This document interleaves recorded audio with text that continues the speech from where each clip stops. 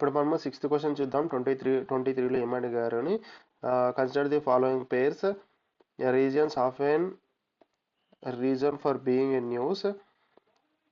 North Kivu Ituri, war between Armenia and Azerbaijan. తర్వాత next వచ్చేసి Nagorno Karabakh insurgency in Mozambique.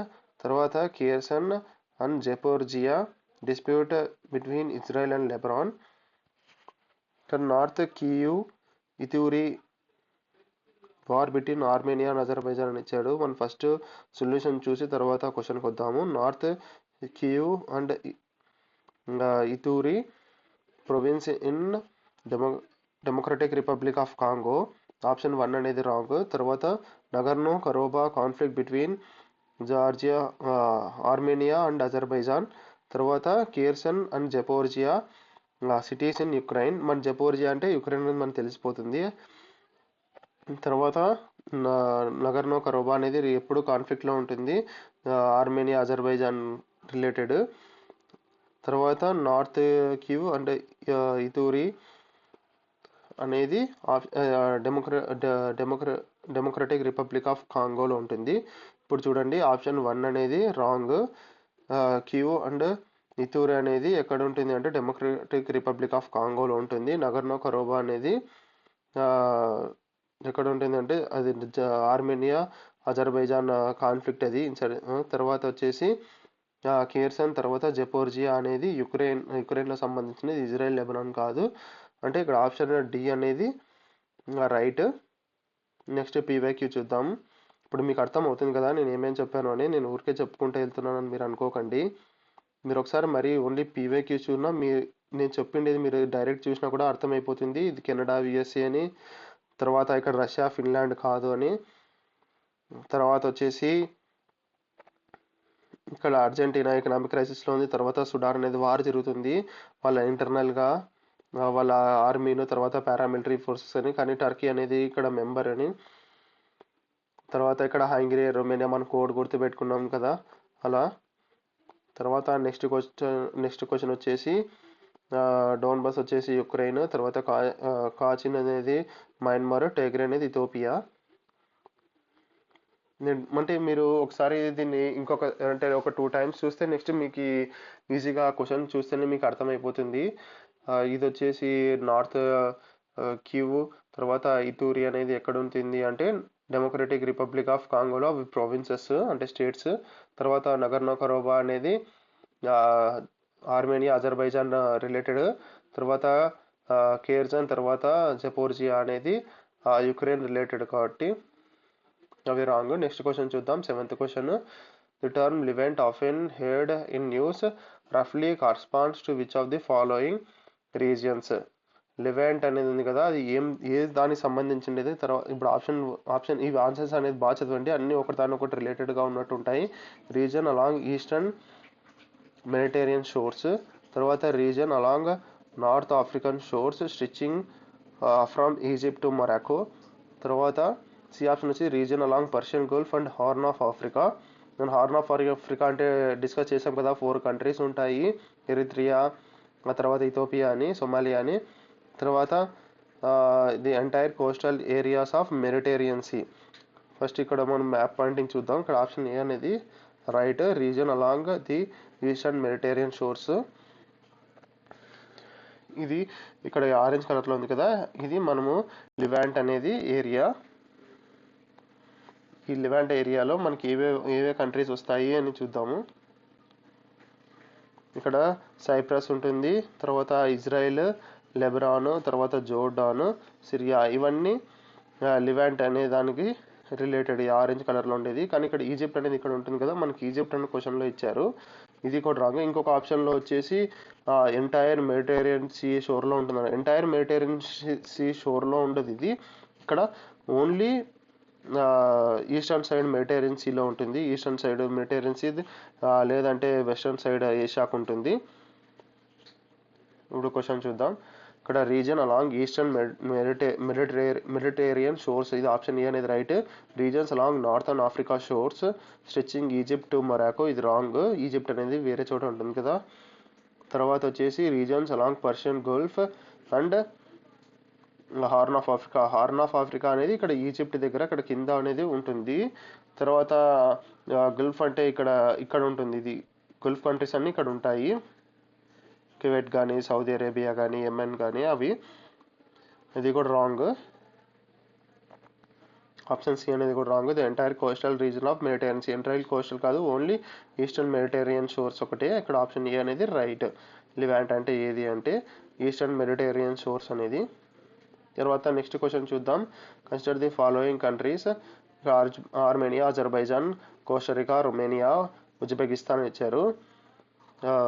Which of the above members of Organization of Turkic States. దీంట్లో ఏ countries అని first మనం answer చూద్దాము. Organization of Turkic States is an international organization that includes Azerbaijan, Kazakhstan, Kyrgyzstan, Turkey, Uzbekistan. అంటే మనకి ఇక్కడ ఈ 5 countries ఉంటాయి. దీన్ని ఎలా గుర్తుపెట్టుకోవాలి అని చూద్దాము. దీనికి ఒక కోడ్ గుర్తుపెట్టుకోండి, TUAKK అని. టర్కిక్ కంట్రీస్ అంటే ఇవి అంటే TUAKK. టీ అంటే టర్కీ, యు అంటే ఉజ్బెకిస్తాన్, ఏ అంటే అజర్బైజాన్, కే అంటే కజకిస్తాన్, మరి ఇంకో కే అంటే కిర్గిస్తాన్ అని గుర్తుపెట్టుకోండి. ఇప్పుడు కోడ్ పరంగా మనం కింద చూస్తే ఇక్కడ ఆప్షన్ సి అనేది రైట్. మనకి ఇక్కడ ఆప్షన్ సిలో వచ్చేసి అజర్బైజాన్, ఉజ్బెకిస్తాన్ ఉంటుంది. కానీ ఇక్కడ రొమేనియా, కోస్టరికా, ఆర్మేనియా అనేవి ఉండవు. అజర్బైజాన్ ఉంటుంది కానీ ఆర్మేనియా అనేది ఉండదు టర్కిక్ కంట్రీస్లో. ఇంకోటి సెంట్రల్ ఏషియన్ కంట్రీస్ ఒక 5 కంట్రీస్ ఉన్నాయి. అవి మీరు గుర్తుపెట్టుకోండి. అవి ఏవేవి అంటే ఇది కూడా మీరు కోడ్ అనేది ఒక రాసుకోవచ్చు. కోడ్ అనేది ఎలా గుర్తుపెట్టుకోవాలి అంటే TTUKK అని ఎలా గుర్తుపెట్టుకోండి. కొద్దిగా రిలేటెడ్గా సేమ్ ఉన్నాయి కదా. టీ అంటే టర్కమెనిస్తాన్, తర్వాత తజికిస్తాన్, ఉజ్బెకిస్తాన్, కజకిస్తాన్, కిర్గిస్తాన్ అని గుర్తుపెట్టుకోండి. ఇక్కడ ఆప్షన్ పరంగా చూస్తే మనకు ఆప్షన్ వచ్చేసి ఓన్లీ 2 and 5 అనేది రైట్. ఇంకా మిగతావన్నీ రాంగ్. ఆప్షన్ సి అనేది రైట్. ఇలాంటి కొద్దిగా కష్టం ఉంటాయి. అలాంటివి ఇంకా తప్పదు, మనం గుర్తుపెట్టుకోవాలి. పీవైకి వచ్చింది కాబట్టి ఆ పీవైకి వచ్చినంత వరకు అన్నా కానీ కొన్ని గుర్తుపెట్టుకోండి. అన్నీ గుర్తుపెట్టుకోవాలంటే కాదు, అన్ని గ్రూపింగ్స్. తర్వాత 9th క్వశ్చన్ చూద్దాము. కంట్రీస్ ఇచ్చాడు. కన్సిడర్ ది ఫాలోయింగ్ కంట్రీస్ అని. అజర్బైజాన్, కిర్గిస్తాన్, తజికిస్తాన్, టర్కమెనిస్తాన్, తర్వాత ఉజ్బెకిస్తాన్ అని ఇచ్చాడు. Borders have borders with Afghanistan question ఇచ్చాడు. ఏవి ఆఫ్ఘనిస్తాన్తో బార్డర్స్ ఉన్నాయని. యుఎస్ అనేది ఎవాక్యుయేట్ చేసింది కదా ఆఫ్ఘనిస్తాన్ నుంచి, అప్పుడు అడిగిండే క్వశ్చన్ ఇది 2023లో. మనం ఫస్ట్ ఆన్సర్ చూద్దాము. Afghanistan share borders with Pakistan, Iran, Turkmenistan, Uzbekistan, Tajikistan, China. ఇక్కడ బార్డర్స్ మనం మ్యాప్లో చూద్దాము. ఇక్కడ ఆఫ్ఘనిస్తాన్ ఉంది కదా. ఆఫ్ఘనిస్తాన్ బార్డర్స్ ఏవేవి ఉన్నాయి అంటే ఫస్ట్ వచ్చేసి పాకిస్తాన్ ఉంటుంది, తర్వాత ఇరాన్ ఉంటుంది, టర్కమెనిస్తాన్ ఉంటుంది, ఉజ్బెకిస్తాన్ ఉంది, కిర్గిస్తాన్ అనేది లేదు, తర్వాత తజికిస్తాన్ అనేది ఉంటుంది, చైనా అనేది ఉంది. కానీ ఇండియాకి అనేది మనకి ఎప్పుడు బార్డర్ వస్తుంది అంటే పాక్ ఆక్యుపైడ్ కాశ్మీర్ ఉంది కదా, POK. ఇది ఎప్పుడైతే మనం తీసుకుంటామో అప్పుడు మన ఆఫ్ఘనిస్తాన్ అనేది మనకి యాక్సెస్ అనేది ఉంటుంది. అప్పటి వరకు అనేది ఉంటుంది. అంటే ఇండియాకి అయితే ఇప్పుడు ప్రెజెంట్ అయితే బార్డర్ అయితే కాదు. మీకు మ్యాప్లో చెప్పాను కదా. దీని కంట్రీస్ని ఎలా గుర్తుపెట్టుకోవాలి అని చూద్దాము. ఇది కోడ్ సేమ్ TTU అని TTU CPI అని గుర్తుపెట్టుకోండి. అలా గుర్తుపెట్టుకుంటే టర్కమెనిస్తాన్, తజికిస్తాన్, ఉజ్బెకిస్తాన్, చైనా అన్ని దానిలో TU అని ఉంటుంది కదా, అలా గుర్తుపెట్టుకోండి. తర్వాత చైనా, పాకిస్తాన్, ఇరాన్ అని. ఎక్కడైనా ఇలా ఆఫ్ఘనిస్తాన్ బార్డర్స్ అనేది K అనేది ఉంటే రాంగ్ అన్నట్టు. K అనేది మనకి ఎక్కడ లేదు కదా. మామూలుగా ఇక్కడ AKK అన్నట్టు అదట్టు టర్కిక్ స్టేట్స్లో గుర్తుపెట్టుకోమని చెప్పాను కదా. ఇలా ఈ తర్వాత సెంట్రల్ ఏషియన్ కంట్రీస్లో కూడా KK అని 2 కంట్రీస్ ఉంటాయి. కిర్గిస్తాన్, కజకిస్తాన్ అనే అలా. ఇక్కడ KK అని ఉండదు ఆఫ్ఘనిస్తాన్ బార్డర్స్కి ఎక్కడ. అలా K అనేది మాత్రం ఉంటే దాన్ని ఎలిమినేట్ చేసేయండి. ఇక్కడ సెకండ్ ఆప్షన్ వచ్చేసి కిర్గిస్తాన్ ఉంది, K అనేది ఉంది కాబట్టి సెకండ్ ఆప్షన్ అనేది మనం ఎవరి ఆప్షన్ ఎలిమినేట్ చేసేయండి. Bలో కూడా ఎలిమినేట్ అవుతుంది, AB అనేది Dలో కూడా ఎలిమినేట్ అవుతుంది. ఇక్కడ C అనేది ఆప్షన్. మనం K అనేది ఎక్కడ ఉంటుందని గుర్తుపెట్టుకోండి. ఇక్కడ ఓన్లీ 3, 4, 5 అనేది ఆప్షన్. తర్వాత 10th క్వశ్చన్ చూద్దాము.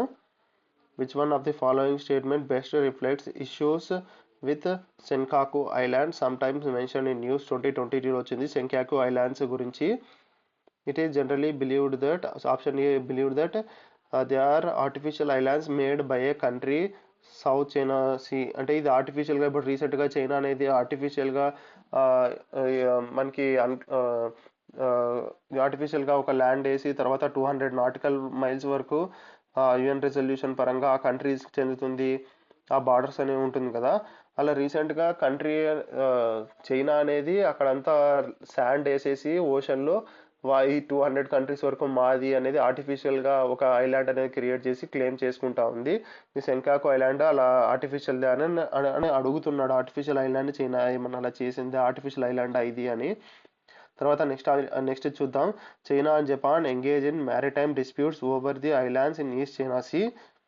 తర్వాత వచ్చేసి సి ఆప్షన్ చూద్దాం. Permanent American military base has been set up there to help Taiwan to increase defence capabilities.